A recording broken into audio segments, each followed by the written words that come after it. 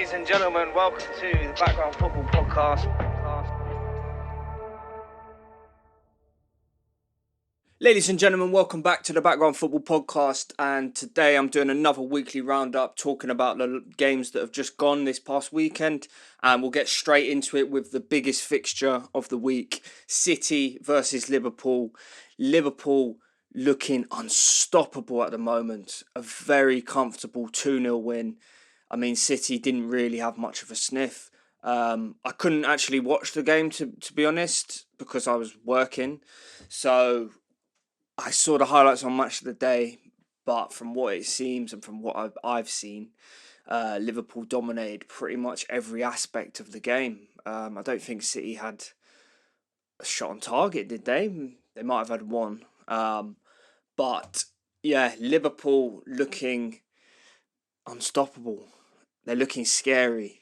And I'm worried that they're gonna just not stop.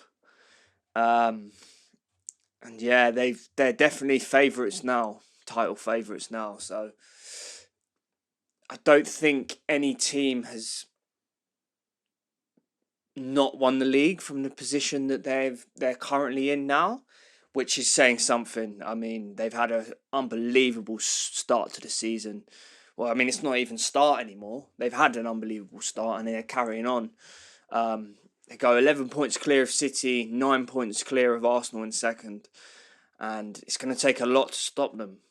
You know, there's still a long way to go. Of course there is. There's still points to be dropped from all teams, I think. I think the Prem at the moment is such a high standard that a lot of teams are going to give you a game and a lot of teams can take points off you.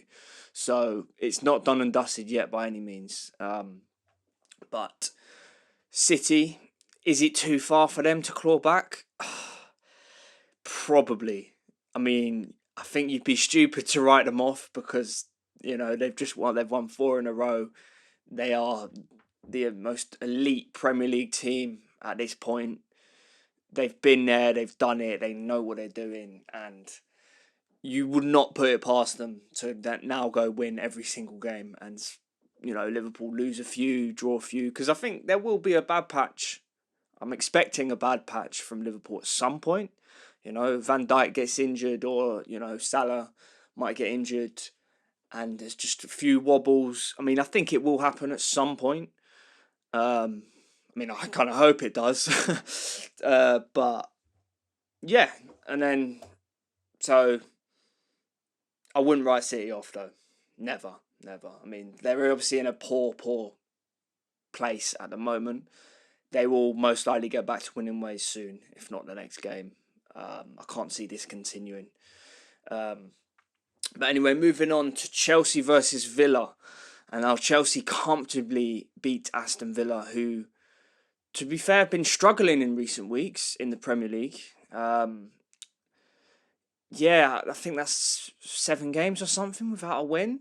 Have I made that up? I might have made that up. But and I think what happened to Newcastle last year is happening to them. I think playing Champions League football midweek is tough because you can't really change your team that much because you'll get beat. The Champions League, you know, it's tough. Every team in there can beat you. Like a lot of them are, you know, champions of their respective countries, or they're like top teams in that respective league. So like they'll all the teams in there can give you a game. I mean, Villa played Juve on Tuesday, so they can't really rest any players, and I think that kind of showed. They looked a bit tired, but Chelsea looking good. They look good, Chelsea. I'm impressed. Maresca seemed to have found his formula, I think, and they're just playing with a bit of freedom and control that you didn't really see last year. Like they played some good football last year, but I don't know. There's a kind of I don't know how to put it into words, but they're just looking composed and like quite comfortable and looking like they could win majority of their games. Are they in a title race? I mean, they're level on points with Arsenal, but I wouldn't quite put them I don't think they're going to challenge purely because of experience. I think, like I'd put Arsenal, Liverpool, City all above them purely based on they've been in title races before. I mean, Arsenal 2 years on the bounce have been in a title race. City, and Liverpool have got the experienced players who have been there and done it. So I could see them, falling off a little bit, especially if they get an injury to a key player, Caicedo, Palmer, even one of their centre backs. I think Fofana actually came off yesterday. So I guess we'll see how they cope, and I also think they'll need to replace their keeper at some point. Sanchez he's a weird keeper. He is. He's just quite dodgy. He like on the ball, and you just don't really trust him. He doesn't give the defense much comfort, and I feel like you need a calming presence at the back, and he is not. But yeah, I think Chelsea, no, they're looking good, and I think with a few more additions, which sounds mad to say because they've spent $1 billion on like over 30 fucking players or whatever, but yeah, a few more additions, and next season they could be a problem. They could be a real problem. And then moving on to the other two games on the Sunday, United won 4-0 comfortably against Everton. It's a good win from Amorim. First game at Old Trafford. It's good. Rashford back on the scoring. Xerxes bags a few. And yeah, that will do Amorim and his United team a lot of confidence. Especially they've got Arsenal away on Wednesday. So, that's a big test. And yeah, for them, like, it's going to take time. It's going to take time, but it's good that Rashford's finding some form. I mean, he's been really, really hit or miss in the past few seasons. But albeit Everton were poor and they gave a lot of just sloppy opportunities to United, giving the ball away in stupid positions. But anyway, no, fair play to United. They got the job done, 4-0. Spurs 1-0 Fulham. Another setback for Spurs. It's so inconsistent at the moment. Winning one, drawing one, losing one. Beat the big teams, struggling against the mid-table and lower table teams. They've got injuries, yeah, of course they do, but so does kind of everyone. And yeah, I mean, not having your two starting centre backs is obviously a big miss, but yeah, I think they need to find some consistency, really, if they want to push for top four, which I predicted them to finish fourth, so that's not looking too likely at this point. But yeah, anyway, moving on to the Saturday games. Arsenal, West Ham. What a weird game of football. What a brilliant game. Brilliant first half an hour from Arsenal. We look back to our best. Some of the link-up play between Odegaard, Saka, Havertz, and yeah, we looked on it, and it kind of showed when we went 4-0 up, and it reminded me of the second half of last season when we were just smoking teams every week, and it was the first half an hour we looked serious. We looked like back to our best. Saka, honestly, what a player! He is so good. 2 assists, 1 goal, 1 penalty, 1. And forget the stats. If you just watch the game, he's just tormenting Emerson all game. He's just so dangerous, and he's just fucking brilliant. I fucking love him.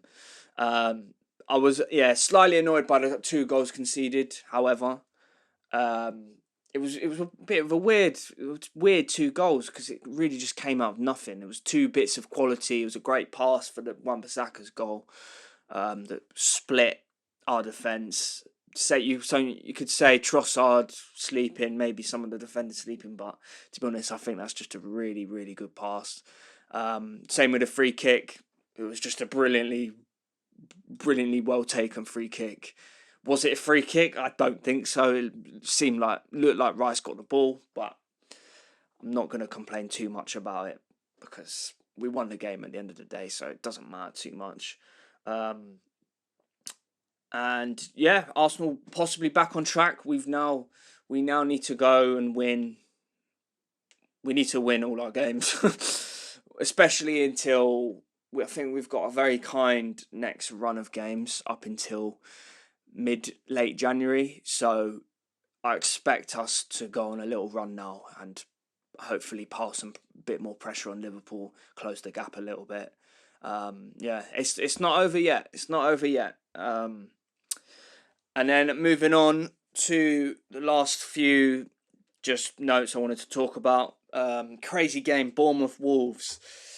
I mean, Wolves giving 3 penalties away, all won by Evan Nilsson, all scored by Cliver. Hat-trick of penalties. Really, really strange.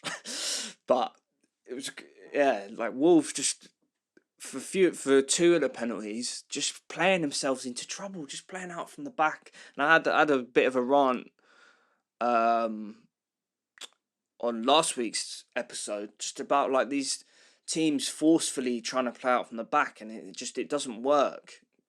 And when it doesn't work, they just get punished. And you don't have to play out from the back every single time. And this is just another example. They're just fucking around with it and give away 2 penalties for no reason. But yeah, Brentford 4, Leicester 1. Can't say too much about it. Just saw highlights on Match of the Day. Kevin Schade with a hat-trick. Just good win for Brentford. Leicester have Ruud van Nistelrooy coming in. That'll be interesting. Hopefully for them he can pick up a bit of form. Newcastle draw with Palace. Apparently they were quite poor. Didn't really create too much, and now they're like, it's a bit worrying for Newcastle fans. I think Isak went off injured. They're not creating much. They're not scoring enough goals. And yeah, Howe needs to fix whatever's going on there. And lastly, I just wanted to talk quickly about the Southampton versus Brighton, the offside. I'm sure some of you would have seen this offside controversy. Southampton take the lead, but it gets given offside for interference. And I think it's absolutely ridiculous. He doesn't touch the ball. Yes, he makes an attempt to play the ball, but he's not stopping the defender from getting it. He's not interfering with the keeper. And it's just like, I think it's just a ridiculous rule. You just got to use a bit of common sense. And also, if a few weeks back, maybe even a few months ago, there was Wolves versus Man City, and Bernardo Silva's pinning the keeper, and he's in an offside position. And is that not interfering? I don't know. Like, it would have been harsh, because I remember thinking if that got given against me, I probably wouldn't be too happy. But don't know. It's just inconsistency. You can't really give that, and then they're both interfering. Doesn't make sense to me. Doesn't make sense. But it's not new to be talking about refs and VAR and how fucking shit the refs in this league are. Honestly, they're just, some of them are fucking clueless. I reckon I could do a better job. But anyway, I'll wrap that up there, and thank you guys for watching. Drop a comment and a like if you enjoyed the video. Let me know your thoughts. Subscribe to the channel as well. See you next time.